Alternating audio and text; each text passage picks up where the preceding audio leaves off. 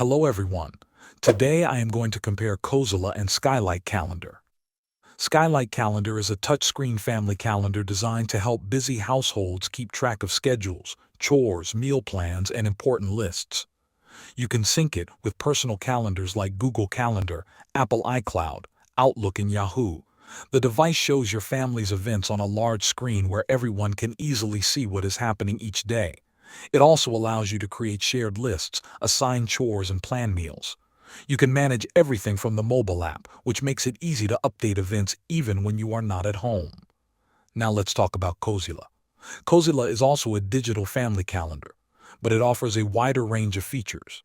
Cozyla combines calendar tools, task management, and entertainment into one smart home display.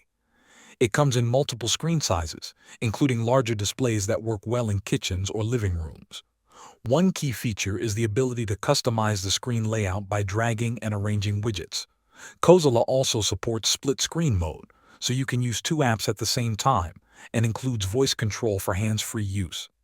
Looking at daily use, Skylight is ideal for families who want a clear and simple overview of their schedule without distractions.